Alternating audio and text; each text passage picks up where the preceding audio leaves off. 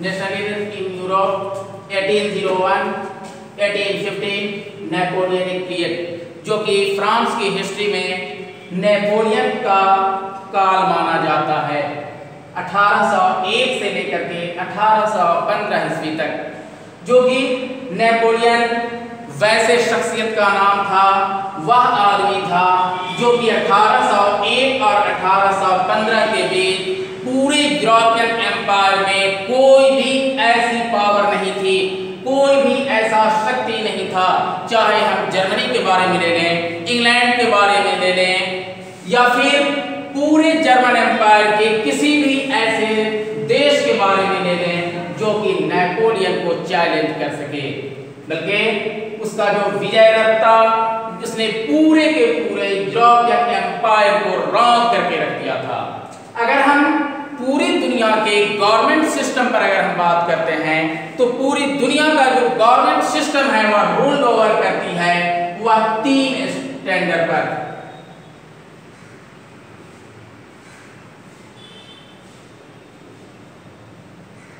कौन कौन सा होगा वह?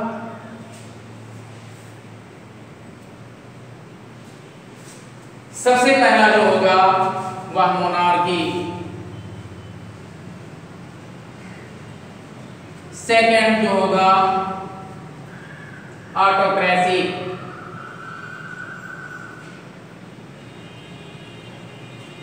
थर्ड जो होगा डेमोक्रेसी। पूरी दुनिया में सबसे ज्यादा लोकप्रिय और सबसे ज्यादा पॉपुलर जो गवर्नमेंट सिस्टम है वह डेमोक्रेसी का नाम दिया जाता है।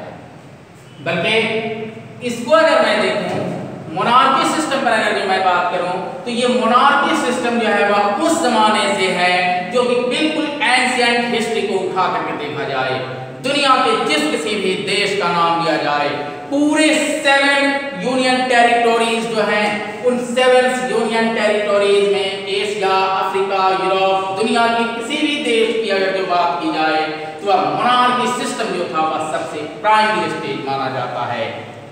फिर एशियन कॉन्टिनेंट के जिस किसी भी देश का बात करें, यूरोपियन कॉन्टिनेंट के जिस किसी भी देश का बात करें, यहाँ सारे का सारा जो है वो मोनार्की सिस्टम था। और इस मोनार्की सिस्टम को खत्म करते हुए, इस मोनार्की सिस्टम को पूरी तरह से खत्म करने के बाद डायरेक्ट जो है वह लोगों ने जिस चीज पर जो फोकस दिया था वह डेमोक्रेसी था। नो डाउट हम यूं कहें कि यह डेमोक्रेसी जो है वह पूरी दुनिया का जो कोई भी जिस किसी भी देश के अगर डेमोक्रेटिक सिस्टम का अगर जो नाम लिया जाए, तो इस डेमोक्रेटिक सिस्टम का जो मेन सेंटर कहलाता है वह उस देश की पार्लियामेंट होगी। जैसा कि हम लोगों ने इससे पहले कभी बात किया हो, जो कि हमें याद नहीं है, जो कि पूरी दुनिया में सबसे पहली बार पार्लियामेंट्री सिस्टम ऑफ गवर्नमेंट को अगर जो लागू किया गया था, पूरी दुनिया में सबसे पहली बार अगर पार्लियामेंट को अगर सेटअप किया गया था तो वह ब्रिटेन था।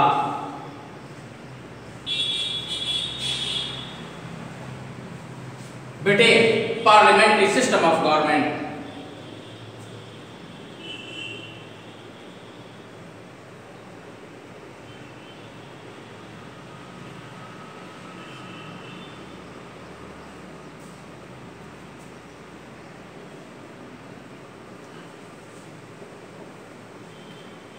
कब ब्रिटेन में पार्लियामेंट्री सिस्टम की स्थापना की गई थी, जो कि हमें याद है 15 जून 1225 ईस्वी according to Magna Carta act.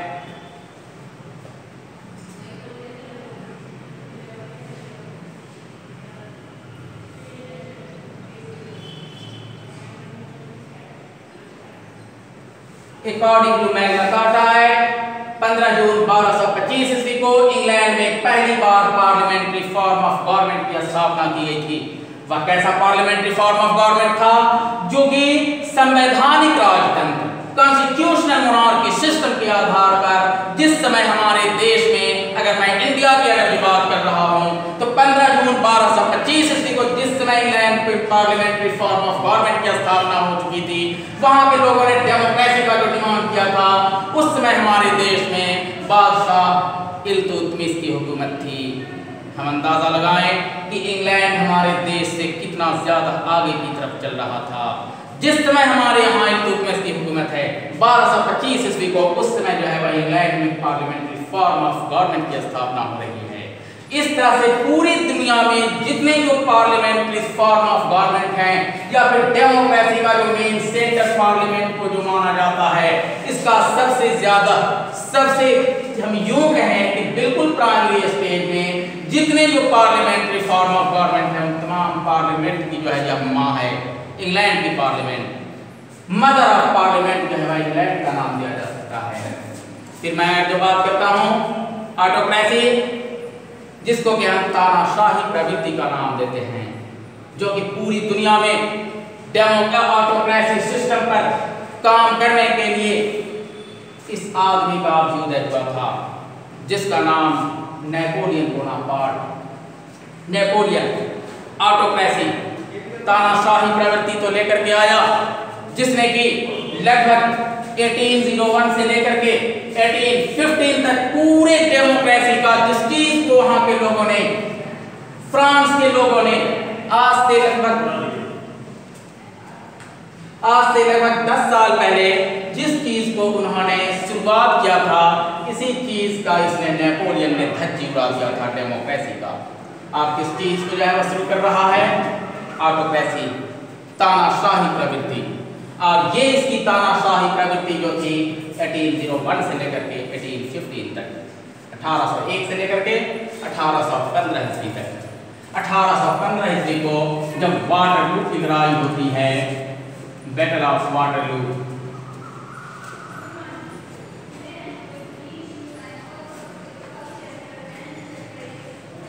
Waterloo के मैदान में नेपोलियन जो है वह पूरी तरह से डिफीट कर जाता है।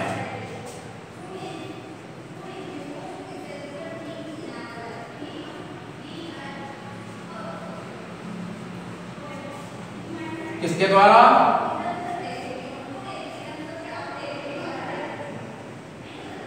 इंग्लैंड के द्वारा डिफीट कर जाता है 1815 ईस्वी को बैटल ऑफ वाटरलू के मैदान में। इसके पीछे भी रीजन था, क्यों? वह क्या था? जो कि 1812 ईस्वी को नेपोलियन ने डायरेक्ट जो है वह रसिया पर अटैक करता है। कौन से मुल्क पर? रसिया। कहा जाता है कि लगभग यह अपने जो है वह 5.5 लाख आर्मी को लेकर के 5.50 मिलियन लाख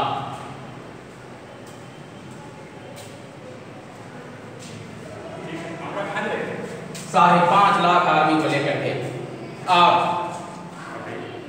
रसिया पर अटैक करता है। कब? 1812 ईस्वी को। जैसी ही जो है वह ये रसिया पर जब अटैक करता है, लेकिन अचानक वहां का जो मौसम था अनबैलेंस हो जाता है, और अनबैलेंस होने के बाद वहां की जितनी जो उसकी फौज जो थी वह भूखमरी का शिकार हो जाती है, भूखों मरने लगते हैं। बल्कि हम इससे अंदाजा लगा सकते हैं कि जब वह नेपोलियन रसिया की तरफ जब जो पहुंच रहा था, उस समय इसके पास जो है वह 5.5 लाख फौज थी, और जब ये वापस हो रहा है तो मात्र इसके पास जो है वह रिटर्निंग के टाइम में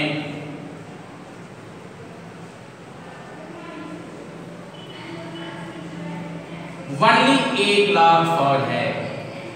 बल्कि हम यूं कहें कि 4.5 लाख फौज जो है वह इसके मारे गए थे, जो कि नेपोलियन के लिए रसिया पर अटैक करना एक बड़ी भूल थी। अगर वह रसिया पर अटैक नहीं किया होता तो शायद इतनी जल्दी जो है वह उसका खात्मा नहीं होने पाता, और उसे जो है वो हार का सामना नहीं करना पड़ता। आगे की बात करता हूँ।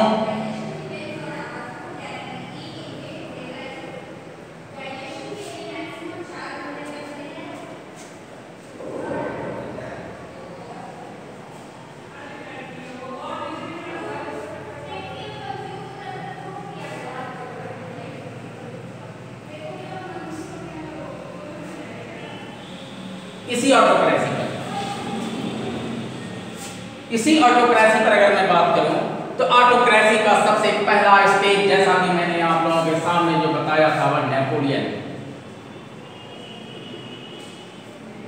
यह सबसे पहला है नेपोलियन बोनापार्ट, जिसने कि किस तरह से 1801 से लेकर के और 1815 ईस्वी तक फ्रांस पर हुकूमत की थी, और फ्रांस पर हुकूमत करने के बाद जो है वह किस तरह से नेपोलियन वाटरलू के मैदान में डिफीट करता है। बल्कि हम यूं कहें कि उसके हार का मेन रीजन जो था वह खास तौर से उसको माना जाता है जो कि उसका रसिया पर अटैक था। रूस पर उसने हमला किया और पूरे का पूरा उसकी फौज जो है वह एक बहुत बड़ी तादाद में गंवानी करी थी, जो कि लगभग 4.5 लाख फौज से उसको जो है वह हाथ धोना पड़ गया था। फिर सेकेंड स्टेज में अगर जो मैं बात करता हूं तो इस ऑटोक्रेसी का ही दूसरा रूप जो है वो आता है हिटलर। नाम सुना होगा हिटलर। आइए हिटलर के बारे में जानता हूं। नेपोलियन को अभी मैं पैक कर दूं। हिटलर कब इसका जन्म हो रहा है? Born in 1889। जिस समय हमारे देश के सबसे पहले प्राइम मिनिस्टर पंडित जवाहरलाल नेहरू का जब पैदाइश हुआ था 1889 ईस्वी को, हिटलर की भी पैदाइश जो है वह सेम ईयर हो रही है, 1889 ईस्वी। इसलिए दोनों जो है वह हमवर थे। कौन? हिटलर भी जर्मनी का नेता अपने आप को, और फिर इंडिया के सबसे पहले प्राइम मिनिस्टर पंडित जवाहरलाल नेहरू, दोनों जो है वह हमवर है। 1889 जो कि 14 नवंबर चिल्ड्रन डे के नाम पर जो हम मनाते हैं, तो 14 नवंबर 1889 को पंडित जवाहरलाल नेहरू की पैदाइश हुई थी, और हिटलर की भी पैदाइश जो है वह 1889 को हो रही है। अब आइए, हिटलर जस्ट जो है वह नेपोलियन के बाद आता है, इसलिए इस दोनों के बीच का अगर जो पीरियड अगर देखा जाए तो लगभग जो है 100 साल से भी ज्यादा है। लेकिन इसने भी आकर के और यूरोप में हिटलर से नेपोलियन से कई गुना ज्यादा आगे बढ़ करके इसने जो है वह खून खराबा का हक किया था। बल्कि हम यूं कहें कि सेकेंड वर्ल्ड वॉर का ओरिजिन करने वाला और सेकेंड वर्ल्ड वॉर का मेन बीजारोपण करने वाला दूसरा जो है कोई नहीं था हिटलर के अलावा। इसलिए हिटलर ने वह काम किया था जो कि लगभग जो है वह 20 साल की शांति के बाद, जो कि फर्स्ट वर्ल्ड वॉर जो खत्म हो रही है, यानी इसका जो पूरा पीरियड जो था फर्स्ट वर्ल्ड वॉर का, वह जो है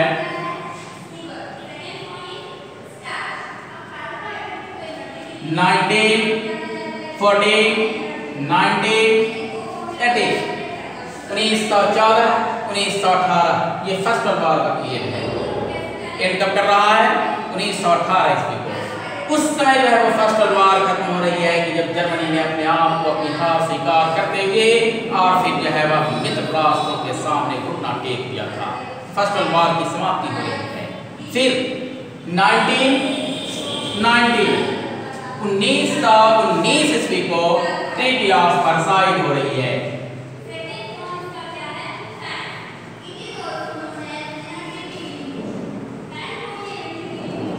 जिसको कि हम ट्रीटी ऑफ वर्साइल की संधि का नाम देते हैं।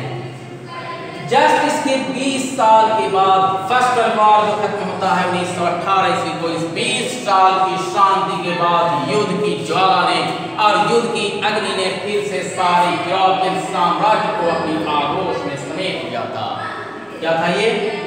हिटलर की तानाशाही प्रवृत्ति, हिटलर का ऑटोक्रेसी सिस्टम, जो कि हिटलर के सामने, नेपोलियन के सामने, मुसोलिनी के सामने, उसके देश को छोड़ दो दुनिया के किसी भी देश को जो है वह जबान खोलने की भी हिम्मत नहीं थी। यहाँ तक कि इसके सामने अमेरिका भी जो है वह बेबस नजर आ रहा था, इंग्लैंड भी बेबस नजर आ रहा था, जर्मनी का तो ये था ही, फ्रांस भी बेबस नजर आ रहा था। दुनिया का कोई भी ऐसा देश नहीं था जो कि इसके सामने जो है वह जबान खोल सके। नतीजा ये था कि अब इसकी ताकत जो है वह बढ़ती चली गई।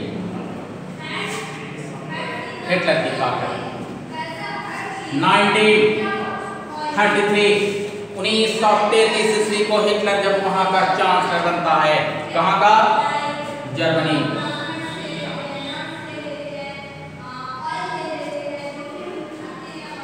जर्मनी का चांसलर बनता है। तो जर्मनी का चांसलर बनने के बाद लगभग जो है वह 6 साल भी पूरा नहीं होने पाया था कि उसने वह सब कुछ कर दिखाया जो उसने वहां की जनता के साथ वादा किया था। इसके साथ जर्मन सिविलियंस के साथ, जर्मनी की जनता के साथ जो उसने वादा किया था, इसको उसने सच कर दिखाया। 1933 ईस्वी के चांसलर बनने के बाद वह कौन सी पीरियड थी? 1939, जिसको कि हम जो है वह सेकेंड वर्ल्ड वॉर का स्टार्ट मानते हैं।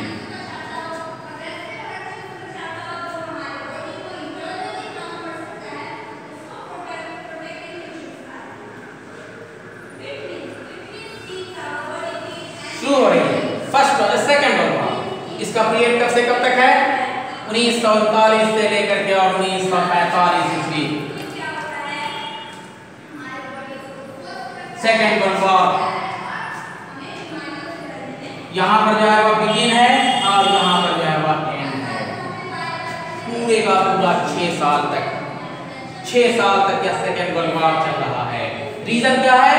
दूसरा कोई नहीं, हिटलर, जो कि इसने साफ लफ्जों में जब 1933 को जर्मनी का जब चांसलर बना था, ठीक है, उल्टा दिखा दिया क्या?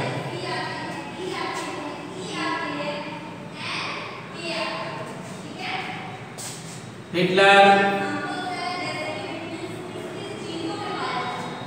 became the chancellor of Germany. 1933 में जब हिटलर जर्मनी का चांसलर बनता है तो उस समय जो है वो उसने वहां की जनता से क्या वादा किया था? हमें याद है क्या कहा था? सबसे पहला उसने कहा था कि मैं ट्रीटी ऑफ वर्साइल के एक आर्टिकल को उठा करके और अटलांटिक ओशन में डाल दूंगा, और जिस किसी को भी यार इतनी हिम्मत है, जिस किसी में भी इतनी बहादुरी है और जिस किसी में भी इतनी जवामर्दी है, जिस किसी में भी इतनी ताकत है, वो हमसे आकर के और सीधा टक्कर ले। हिटलर ने ये साफ लफ्जों में जो है वह इससे पहले जब चांसलर बनने से पहले जो है वह डिक्लेयर किया था।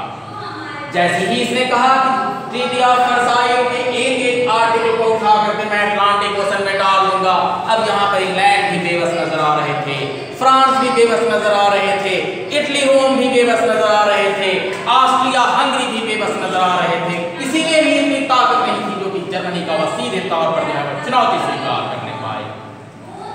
नतीजा क्या था कि चांसलर बनने के 6 इयर्स बाद, आफ्टर 6 इयर्स,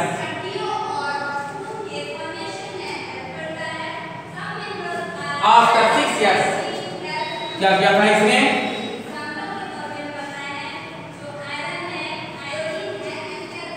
अपने पूरे 35,000 आर्मी को लेकर के, 35,000 फौज को लेकर के और सीधे जो है वह पोलैंड पर अटैक करता है। किस पर अटैक कर रहा है? पोलैंड पर अटैक टू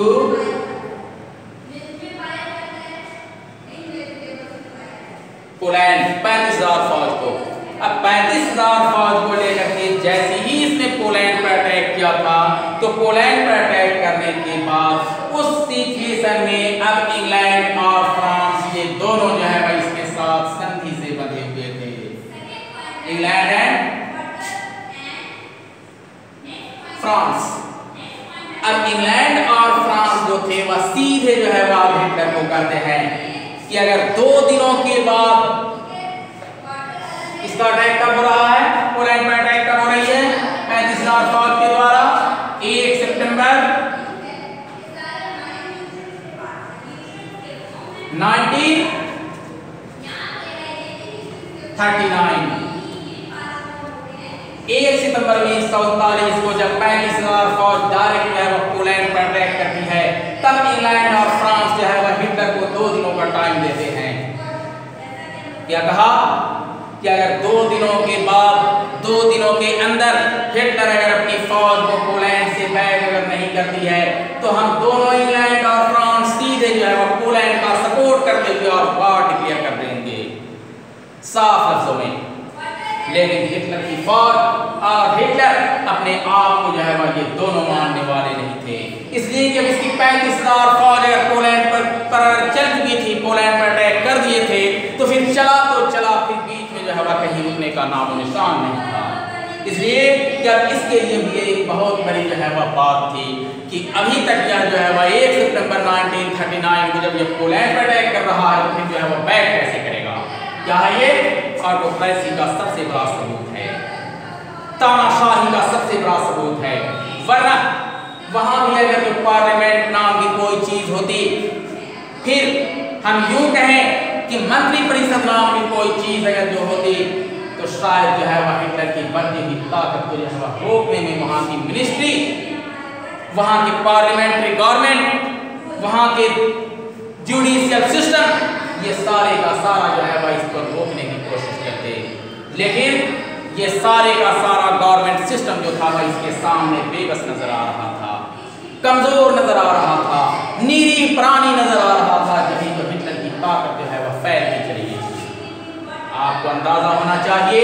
चलिए मैं फिर जो है वह सेकेंड वर्ल्ड वॉर पर बात करूंगा, लेकिन अभी जो है वह अटैक जब करते हैं पोलैंड पर 1 सितंबर 1939 को, तो इंग्लैंड और फ्रांस वाले जब जर्मनी को कहते हैं कि 2 दिनों के भीतर अपनी फौज को वापस करें, उस सिचुएशन में हिटलर मानने वाला नहीं था। अब मैं आपसे पूछता हूं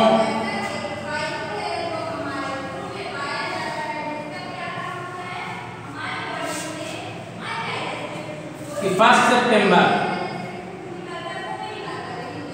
आफ्टर 2 days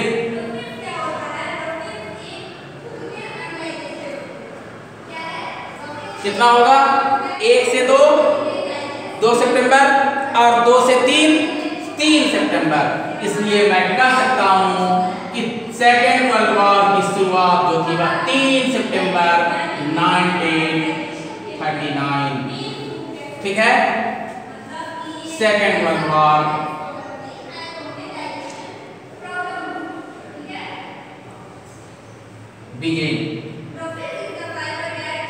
स्टार्ट हो गया सेकेंड वर्ल्ड वॉर।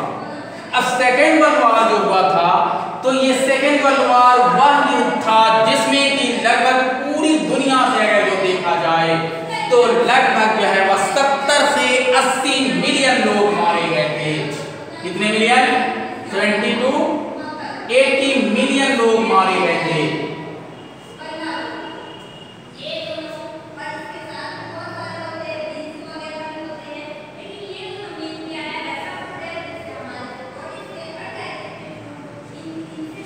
इससे बड़ा सबूत क्या होगा? 1 मिलियन में 10 लाख, यहाँ पर 70 को जो है वह 10 लाख से मल्टीप्लाई करो, 80 10 लाख से मल्टीप्लाई करो, कितने करोड़ लोग जो है वह मारे गए थे, आप अंदाजा लगा सकते हैं।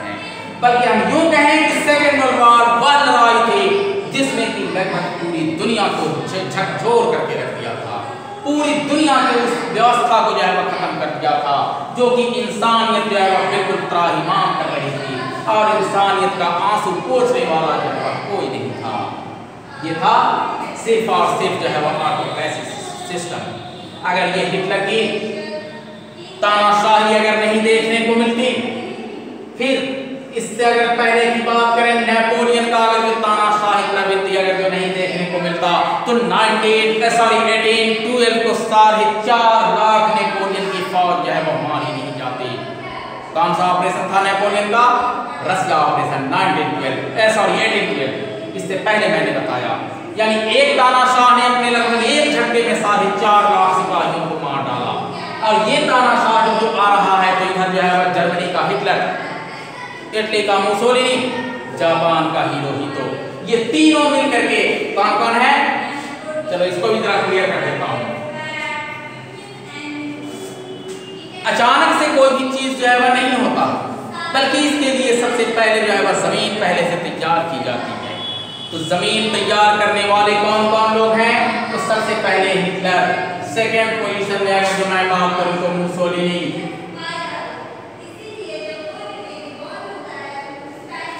फिर जापान का हिरोहितो,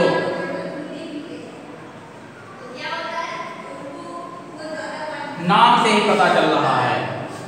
हिटलर, मुसोलिनी, हिरोहितो कहाँ के हैं?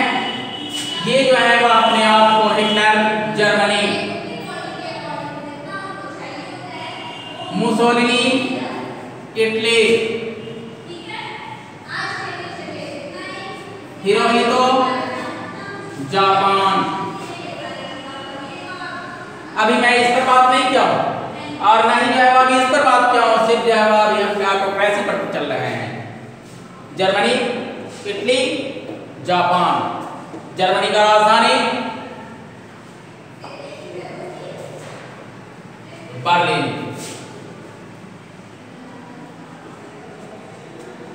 इटली की राजधानी रोम, जापान की राजधानी टोक्यो।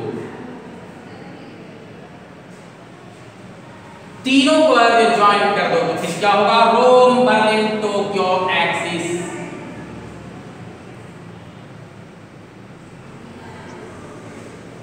तीनों तानाशाह मिल चुके हैं।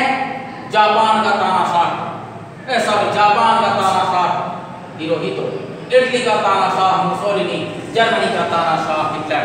तीनों ने अपने अपने राजधानी के नाम पर रोम, बर्लिन, टोक्यो, या फिर हम यूं कहें कि अगर इटली को अगर ऊपर लिख देते हैं तो रोम, बर्लिन, टोक्यो एक्सिस का गठन कर दिया था। और रोम, बर्लिन, टोक्यो एक्सिस का जैसे ही जो है वह निर्माण अगर जो हो रहा है तो क्या मैं समझता हूं कि भगवान के अलावा दुनिया की कोई भी ऐसी ताकत नहीं है जो कि जो है वह सेकेंड वर्ल्ड वॉर को जो है वह टाल सके, जिसका फाइनल रिजल्ट जो है हमें देखने को मिला था कब? 1939 ईस्वी का 3 सितंबर, जो कि मरने वालों की संख्या जो है वह लगभग 70 से 80 लाख 70 से 80 मिलियन के करीब है। इतने लोग मारे जाते हैं। दुनिया के बहुत बड़े बड़े और खूबसूरत शहर जो है वह तबाह हो जाते हैं। यहाँ तक कि जापान का एक ऐसा शहर जिसको कि हम जापान का ही हिरोशिमा शहर बर्बाद हो जाता है, नागासाकी शहर बर्बाद हो जाता है और पूरी दुनिया की इंसानियत जो है वो क्रह होती है। इसका आउटकम क्या था? ऑटोक्रेसी सिस्टम, तानाशाही सिस्टम, मोनार्की सिस्टम पर फिर कल जो बात होगी और डेमोक्रेसी सिस्टम पर भी जो है वह कल हम लोग बात करेंगे कि किस तरह से इन लोगों ने कौन कौन से ऐसे काम किए थे और दुनिया को किस तरह से जो है वह धकेलने का प्रयास किया था। जब तक कि इतना ही के लिए एंड करता हूँ। Thank you.